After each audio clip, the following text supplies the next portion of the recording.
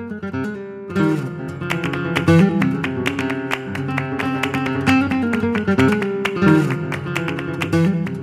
evening, ladies and gentlemen. My name is Adam Del Monte. I'm a flamenco and classical guitarist and composer by day and by night, but apparently today I'm moonlighting as a lecturer. So I want to thank the Marlow series for inviting me to speak a little bit about flamenco, its origins, its influences, etc. So I will try and be as brief and as concise as possible, trying to touch on various elements that comprise the art form and the lifestyle of flamenco. So before anything else, I want to congratulate Ricardo Marlow for a fantastic concert you're about to experience. You're in for a treat. So, the history and the origins of flamenco in general are pretty shrouded in mystery. Little by little, facts have been sort of written down, theories have been written down and speculated upon, and little by little we've gotten sort of a picture, an incomplete one. Still many unknown origins of certain dance forms are out there, to which we don't have the answer to. But in general, we can all agree that flamenco is definitely a product of a fusion of many different cultures that passed through the Iberian Peninsula. Between the Byzantine, Greek, Roman, not necessarily in that order, of course, the Jewish, the Arabic, and of course the Gypsy and the Andalusian local Spanish culture. All those elements became kind of thrown into this magical melting pot that eventually became known as flamenco. So even though some historians say that the word flamenco came into existence in 1845, that doesn't mean that flamenco wasn't being prepared and wasn't sort of thrown into the slow cooker centuries before that. We can hear the influences of the Arabic melismatic sound, the vocal style, as well as the Sephardic cantorial, the Judeo-Spanish cantorial style.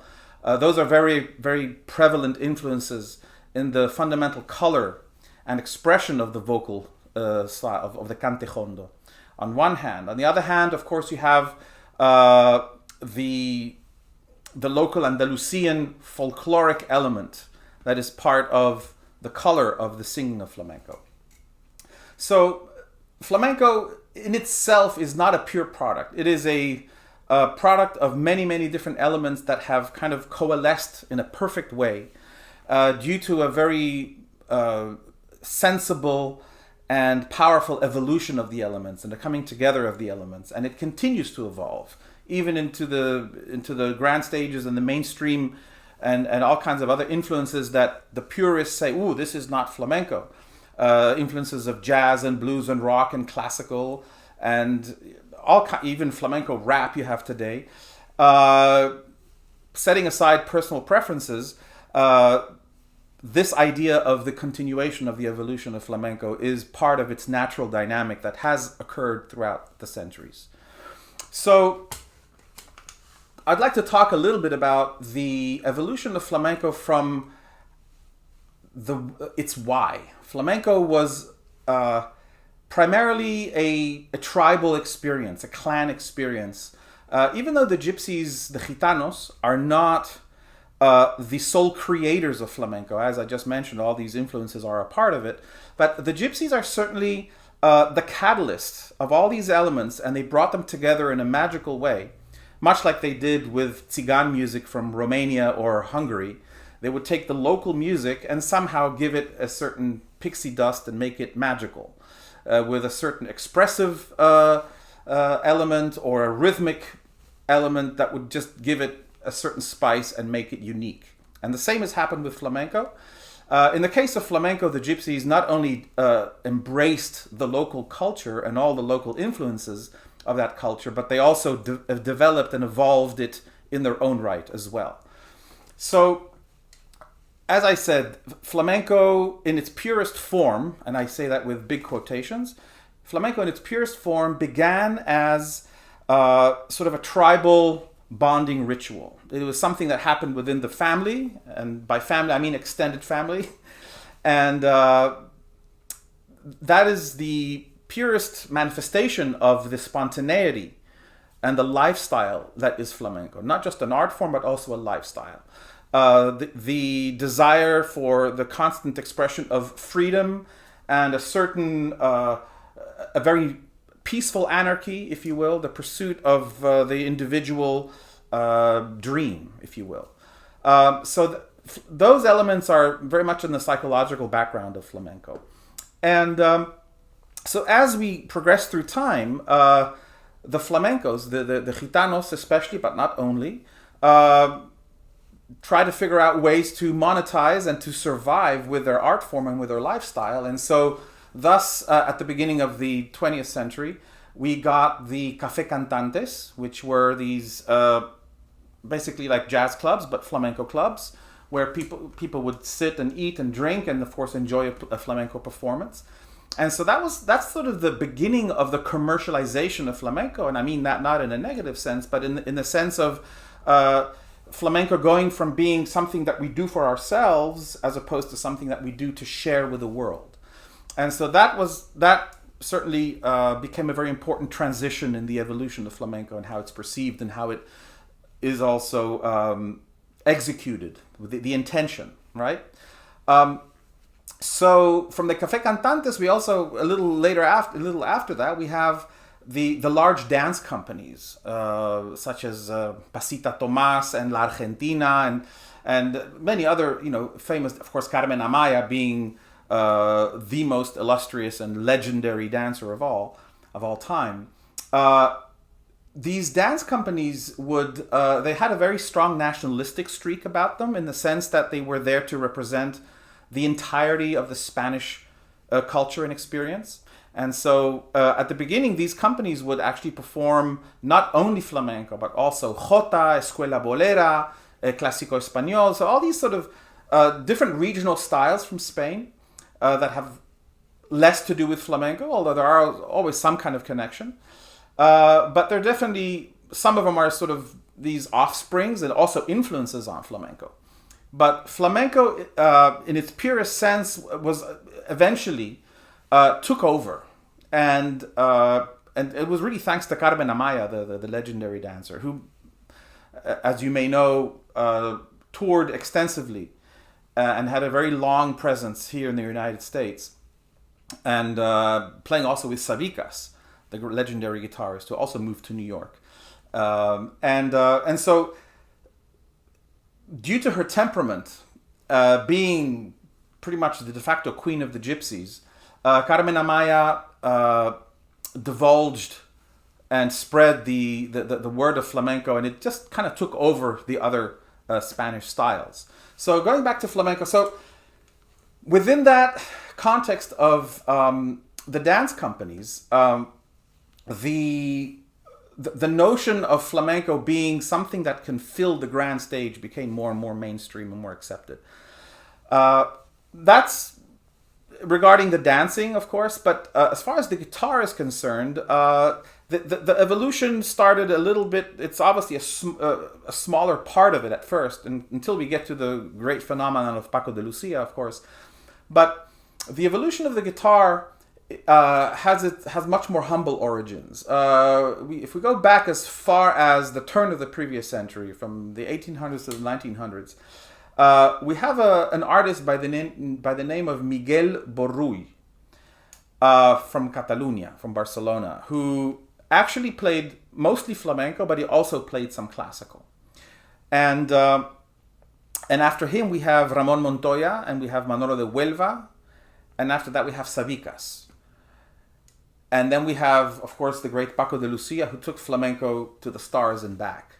So all these artists that I mentioned were part of a very, very steady evolution of the guitar. Contribution in terms of technique, in terms of adaptation, adapting the harmonies to the cante, and developing basically a very creative approach to something that started off as a very orthodox type of notion. The origins of the flamenco guitar in terms of musical substance also started off as something very rather conservative. And the law is written by, I guess, people with most charisma and most imagination at the time. And so the artist that I just mentioned wrote, really, composed the cornerstone of much of the musical substance that would be used as a blueprint for the subsequent guitarists that came after, in order to develop flamenco further and further and further. And so at first, the important thing to understand is the change in mentality that kind of happened in the 50s, 60s, 70s, and kind of gradually, really, through the middle of and to the second half of the 20th century. The mentality shifting from, as I said, being very conservative and very bound by tradition, as opposed to breaking with tradition. And so, in the case of Paco de Lucia, for the longest time, or certainly for the beginning of his career and his development, Paco de Lucia played the music of Nino Ricardo, also an old school flamenco master, and then Sabicas, and then in one of the meetings that Paco de Lucia had with Sabicas, Sabicas told him, "You need to write your own music. Stop playing my stuff or Nino Ricardo's music. You need to come up with your own things." And so then, from that point onwards, there was really a massive creative explosion from Paco de Lucia, and the rest is history, of course. However, it needs to be mentioned that the music of flamenco is an oral tradition. So when the tradition stays on the oral level and things are not written down in very specific terms as they are in classical music, then there's room for speculation, misunderstandings, and confusion. And I say that in the best possible sense of the word, because that is what opens the door to infinite possibilities of different paths being created in the creative process. So, for example, I have my guitar here. So let's take a very fundamental phrase in solea, right? And this solea is one of the forms that Ricardo is going to be playing for you tonight. And let's just take a look at one of the most fundamental phrases in solea and how it's prone to variation. So,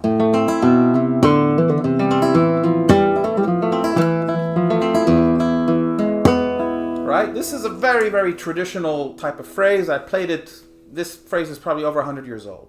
But this basic idea evolved throughout the ages, or well, throughout, ages is a relative term because flamenco is relatively a new art form. But it evolved through time in incrementally more and more complicated variations. So,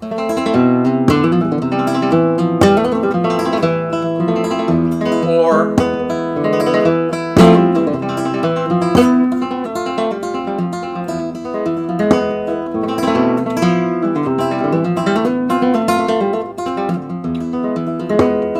okay. So one after another, I played different variation possibilities on the same idea, and quite frankly, I don't know two people who play this phrase exactly the same. As opposed to classical music, of course, as you all well know, the Beethoven sonata may vary from one interpretation to another, but all the notes are going to be the same, from Alfred Brendel to Arthur Rubinstein, right? In flamenco, it's not like that. So this is really crucial to the underlining spirit of flamenco, where the constant search for variety is always present. And so when flamencos are listening to other artists, the way of listening and the way of filtering in this information and the way of enjoying it comes from a place of knowing and a place of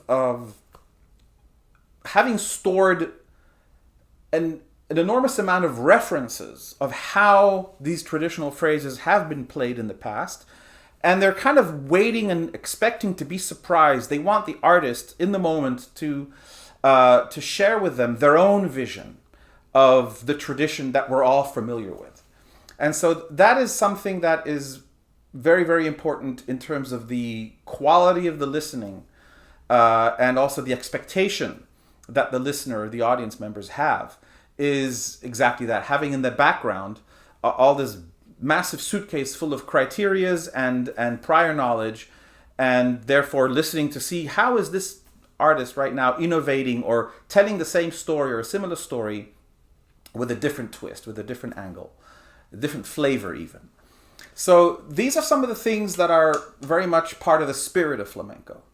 The influences in the voices, for example, the cante jondo, is another subject that, again, we could go on forever, but I would just like to say that what's interesting to note is in the past, and I mean the 20s, the 30s, the 40s, the 50s, there was there was a lot of diversity in the types of voices. On one hand, on the extreme sort of rough side, you had very, very raspy, guttural,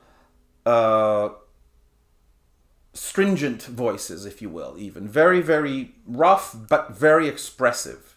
Where the aesthetic of a beautiful tone, from a Western perspective, is not exactly the first on the agenda, but rather the raw expression is what matters most, and the absolute authenticity and sincerity in the moment.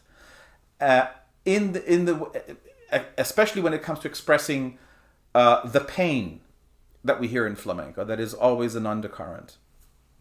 On the other side, you had voices like Don Antonio Chacon and Silverio Franconetti, who we don't have recordings of him.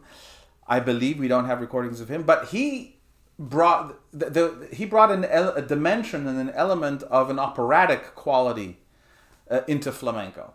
And so those two extreme styles of singing, and on the other extreme, I failed to mention people like Manuel de la Agujetas, for example, who's like one of the rawest sounding flamenco singers of all time, yet he makes pain sound so beautiful. What can I say? It's so raw and so engaging that you digest that eventually. Even if you're not accustomed to it, and even if it shocks you at first, you eventually it hypnotizes you into this particular color, and you finally accept it, if not even fall in love with it. So you have these two very, very different expressions that eventually kind of got together. Other giants such as Manolo Caracol is already a perfect mixture, in my personal opinion, of the roughness and the lyricism that we have in these two extremes.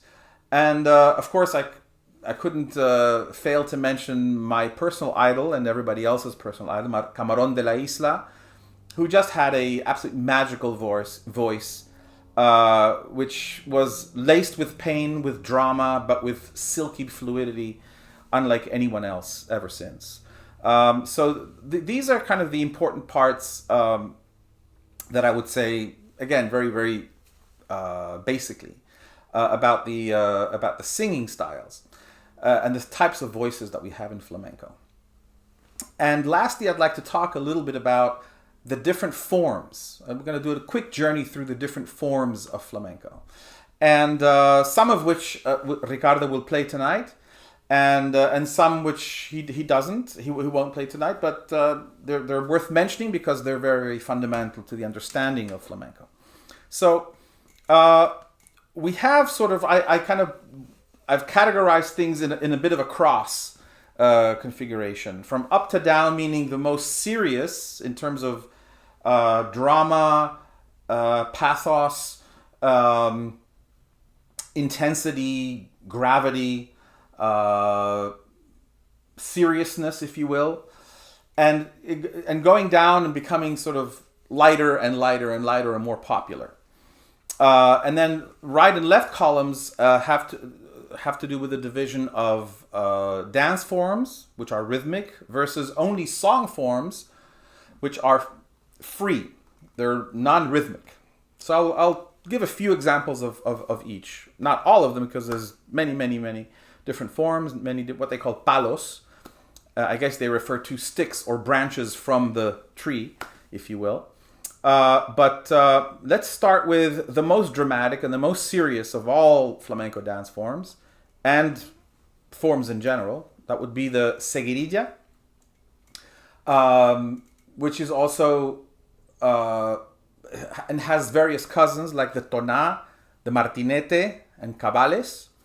Those are, here is where the part of sort of the mystery and the unexplained aspect of flamenco is. And so since there's no concrete evidence of anything exactly saying where it came from, many times people just kind of go with their intuition, and they sometimes make things up, and so a lot of it is is very mysterious, to be honest, in terms of the origin of the seguirilla. But the seguirilla, in terms of the verses, the lyrics they usually talk about tragic events, personal and general.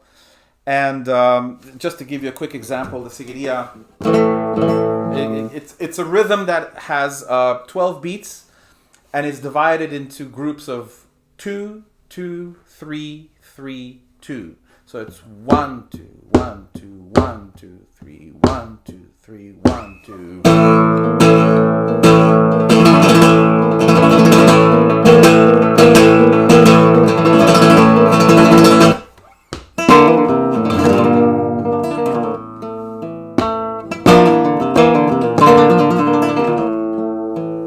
And so on. I'm sorry the guitar is a little out of tune.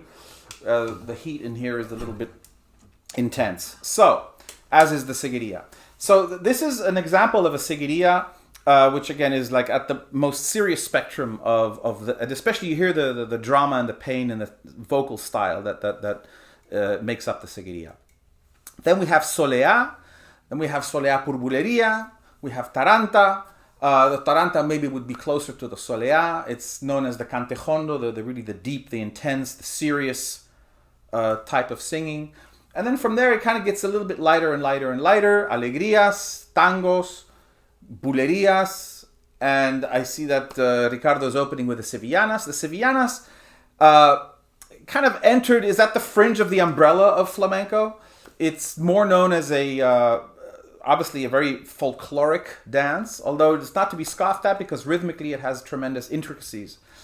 And but in terms of the expression of it, it is certainly much more popular as opposed to the deep chanting that is seguirilla and soleá and tarantas, right?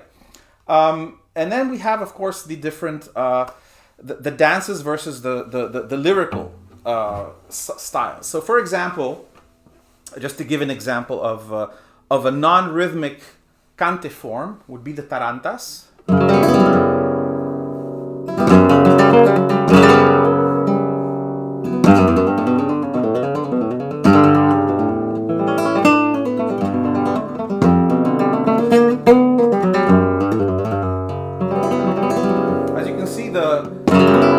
The tonality has a very deep and sort of an echo of the mind type of sound to it. Sounds like the echo of a mind, at least for my ears. Right? Okay? And the taranta, the minera, the cartagenera, those are forms that their origin is from the southern eastern part of Spain, Murcia, Cartagena, La Unión, where you can kind of hear the echo of the mind embedded in the anatomy of the guitar, if you will, right? It's much deeper. The harmonics and the harmony and the voicing, they give a much deeper sound, an echo of a mind, as opposed to, right, just a straight E Phrygian. It has a much flatter energy to it, if you will, or resonance. Even the harmonics, the harmonic interaction is much flatter than this. Right, this has much more mystery to it, as well as the minera. This is even darker. This is like, I don't know, 2 stories underneath the coal mine. Right? So these forms basically